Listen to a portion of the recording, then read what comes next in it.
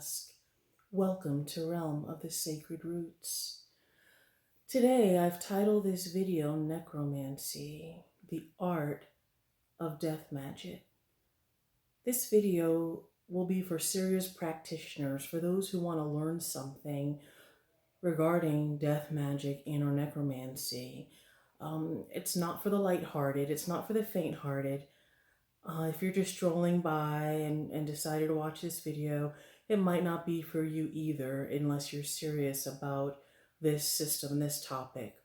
If you're religious and you have your negative comments to make, this video is not for you either. I don't care what you have to say. I'm going to take my time and deliver this video. This is probably one of the more or most serious topics that I will probably ever speak about, will be necromancy. I take it extremely serious in my art, and out of all the systems, out of all the pathways that I've chosen, this would be one of the heaviest ones with responsibility. So hear what I'm saying. So if you're serious about this, then please continue to watch, like, and subscribe if you haven't already. In order to embark on this journey, this necromancy journey, you have to make a decision.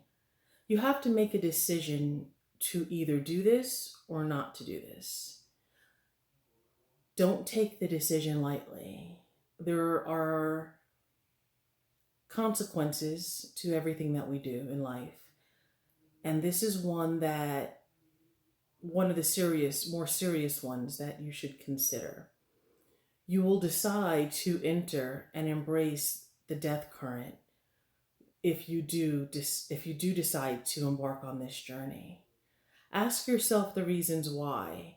Have you been chosen by the spirits? Is there a calling that you feel for this art?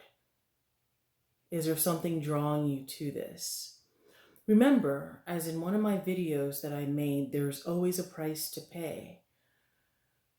Usually, when they say birds of a feather flock together, usually if you're around something for a long time, you become that.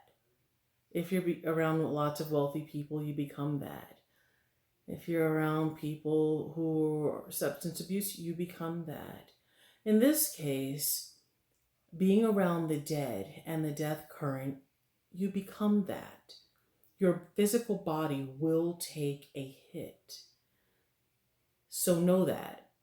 I don't know many death walkers that live in both realms that don't have physical ailments. I don't know one, including myself.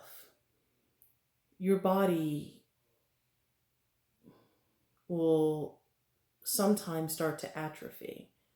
You become what you are around. You become what you embrace. It's a basic tenet. It's a basic idea. It's just what that is. In order to start on this journey, unless you're already in it, usually you have to have some type of gift or gifts. You need to be able to communicate with the spirit. It requires spirit communication. You need to be able to hear. You need to be able to discern and to communicate back and forth with that spirit. It's important. It's part of it. It helps if you come from a magic line. These things aren't necessary. All of them aren't necessary, but this is what I find has helped me. It helps if you come from a magic line. Grandma was a witch, dad was a sorcerer, your great was something else. It helps if you come from magic. You have to have the desire, the passion to do this. You have to desire and want to embrace it. It's important that you think about this all the time almost. I do. I think about it almost all the time. It helps if your past lives, if you had a past life as a mage, It just does. If you were associated with the occult in a past life, it helps. In almost any walk of magic, it would help, especially this one. Connections to the death gods, that will help as well. And that's important as well. Remember that a lot of the death gods, being psychopomps, escort souls from the land of the living to the realm of the dead. So having a connection with the death gods is important. Whatever death god of your choice, there's plenty of them. I'm connected with the Loas, so that's who I end up working with. But whoever you choose to work with, that's fine. And then eventually you will learn from spirit directly. You have to be able to hear directly from them. They will show you what to do, how to do, where to go, what's coming. They will prepare you for those things. I wanted to do a little couple of stories for you. And again, if you are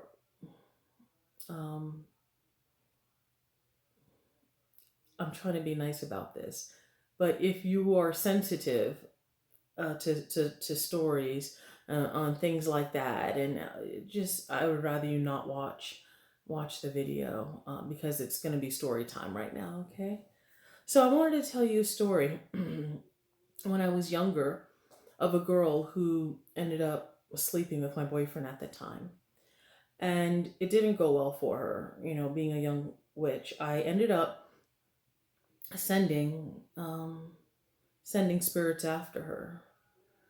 And she disappeared for a couple of months. No one knew what happened to her. I didn't either. And then she came back and we found out that she needed to have her entire insides taken out. Or they had to be scraped. They were taken out. I had a client who had a wife who was sick at one point, and then she was she got better. For whatever reasons, and I won't go into any details, he wanted that to come back to her. So these are very real stories, I'm telling you. And the next time they went to the doctor, her report did not come back favorable. A lot of people believe in karma. And to an extent, I do. They say in sorcery you shouldn't, and most don't believe in karma, because how can we do this work and you believe that something that comes around goes around? So most people that I know into the darker arts do not believe in any type of karma. But if you get into this field, you have to do the work that needs to be done. There is a balancing that goes on, I believe. There's a balancing that goes on in the world. And some people help make that balance. So, also, I had a client who was taken for millions of dollars, and he wanted that person that took the money, he wanted them gone. And they ended up getting very sick. I'll finish that story at another time in another video to let you know what happened. So, as a necromancer, as a sorcerer, you manipulate life and death. You manipulate these things for a desired outcome. It's not for the faint of heart. We walk among the dead. So have the desire, have the patience, put the work in. Realize there are consequences to everything. This isn't for everybody. I promise you that. This work is not for everybody. That's the truth. If you're serious about the work, immerse yourself in death, in bones, animal bones, human bones, skulls. Be around the cemetery, around urns, crosses. Feel it. You have to breathe it. You have to be it. You have to embrace it.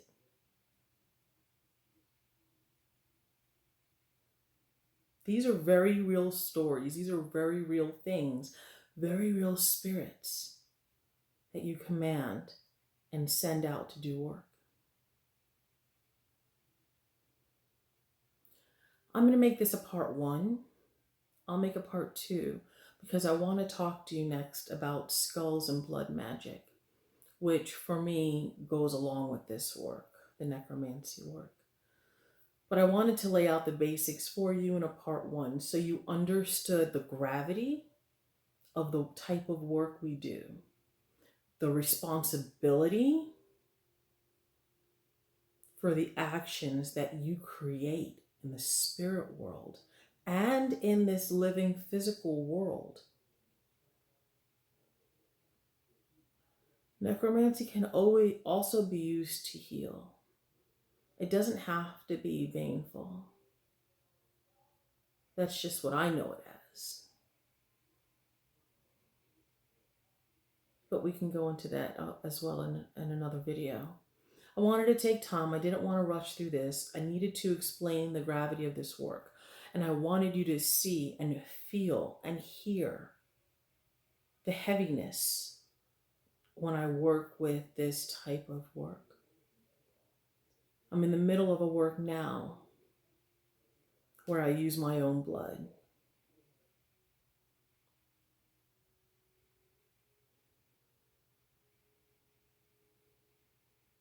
This is extremely serious work. But it's when I take the gravity of it and I take it in. I do embrace it. But I wanted you to know it's not for the faint of heart. It's very rewarding if you're brave enough, if you're willing enough to put the work in. It's rewarding. The connections in the spirit world that you make, the spirits that you talk to, that you deal with, it is reciprocal. And the death gods that you work with, it pays off. So I'll cut this video off now. This is part 1. I'll make a part 2 soon, which will deal with skulls, human skulls, and also blood magic that I use within necromancy. Thanks for watching.